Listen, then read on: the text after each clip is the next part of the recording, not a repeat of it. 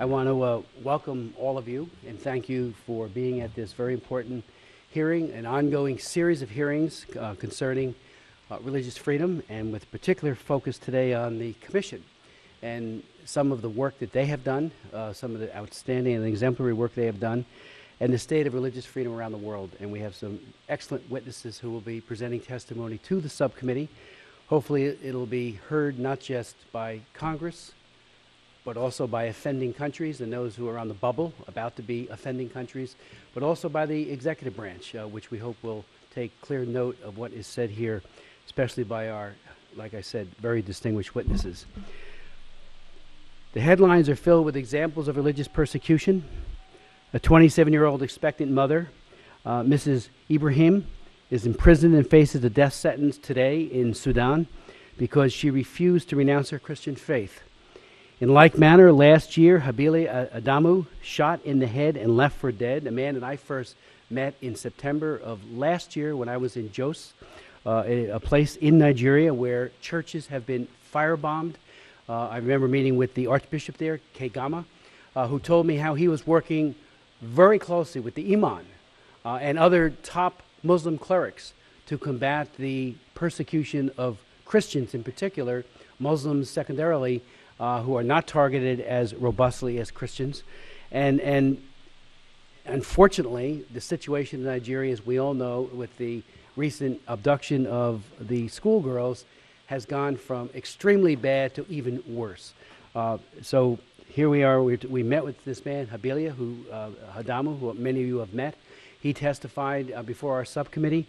And I'll never forget when he told us that when the Boko Haram radical Islamists put the AK-47 to his nose and top part of his face, said that you renounce your belief in Jesus or else I will kill you and you must convert to Islam. He said, I'm ready to meet my Lord. And the man pulled the trigger and left him for dead. And he was quite disfigured by this attempted murder, this attempted assassination. But it was a clear, compelling example of courage, unbelievable courage, but also deep conviction in his religious beliefs, which happen to be Christian. Anti-Semitism as well has resurfaced in many parts of the world. In some cases, it never went away. And we're also seeing it now in Ukraine with a series of violent attacks following the ouster of former Prime Minister Yanukovych. Wednesday, we received word that American Pastor Saeed Abedini, who was serving an 8-year sentence in Iran for his faith, was severely beaten and returned to prison. He had been hospitalized due to internal bleeding from beatings previously received in prison. His wife, Naghmeh Abedini, testified before this committee as well as before a committee convened by Frank Wolf and begged that the administration make securing her husband's release a top priority. Tragically, many countries of the world are a long way from recognizing the human right of religious freedom set forth by Article 18 of both the Universal Declaration of Human Rights as well as the International Covenant on Civil and Political Rights. In the United States, we claim religious freedom as the first freedom because of its placement at the top of the Bill of Rights, enumerated in our Constitution, and because of its foundational role in the life of a free and democratic nation. Religious freedom is a constant reminder to governments that their power is limited, that governments do not create rights but merely recognize them, and that a man or woman's first duty is to his or her well-formed conscience. The evidence bears out the importance of protecting and promoting religious freedom. As the Pew Research Center and Berkeley Center at Georgetown have shown, governments that protect and promote religious freedom have higher levels of social harmony. Just as importantly, for national security, high observance of religious freedom is correlated with lower levels of religious extremism. In 1998, Congress had the foresight to make the protection and promotion of religious freedom a priority in the U.S. foreign policy by creating an ambassador at large for religious freedom, the Office of International Religious Freedom at the Department of State, and the International Religious Freedom, and also authors the reports on every country in the world, and the U.S. Commission on International Religious Freedom and their watchdog reports to Congress. Importantly, this landmark piece of legislation, the International Religious Freedom Act, authored by Chairman Frank Wolf of Virginia, created a system for naming and taking action against country of particular concern the language that was included in the text, or as we call them, CPCs.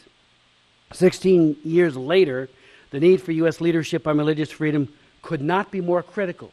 Things have actually gotten worse in many parts of the world, but sadly the tools to achieve it are very lightly used. The administration recently announced its intention to appoint 2 new members to the U.S. Commission on International Religious Freedom, but the post of ambassador at large is in its 7th month of vacancy. Matter of fact, for more than half of President Obama's tenure in office, there has been no ambassador at large, a revelation, in my opinion, of priorities. The post, as I said, has been empty for a long time. Despite the fact that IRFA called for an annual review of CPC designations, the administration has not named CPC since 2011. That is an outrage. There are countries, and I know the Commission has made recommendations for some 8 countries that ought to be added to the list, including the government of Vietnam, and yet they are not, and they have not made designations since 2011. What few presidential actions like sanctions have been taken in correlation with the 2011 CPC designation have now lapsed. History has shown that when the U.S. makes religious freedom a priority, and that priority is conveyed to countries of particular concern, we have seen conditions of change with minimal harm to security or economic cooperation. For instance, CPC designation worked as intended with Vietnam until it was removed prematurely, and that was under the Bush administration. In 2004, Bush designated Vietnam a CPC country as part of a larger bilateral relationship. Vietnam did take positive steps, and I traveled to Vietnam on a few occasions during that time period, and there seemed to be an easing, and it was done in correlation with the bilateral trade agreement, but right after that, they reverted right back to form, and the repression has gotten worse ever since. It's time to redesignate Vietnam. In 2006, USERF has made compelling case why Vietnam should be designated as the CPC. I've read your reports. They're outstanding, very incisive, and why that designation would again produce results, and why it is in the U.S. interest to prioritize religious freedom in that bilateral relationship. 7 years later, we're still waiting. Today's hearing will take a close look at the ongoing need for the United States to actively pursue religious freedom as a priority, as intended by Congress and as articulated in the International Religious Freedom Act. I'd like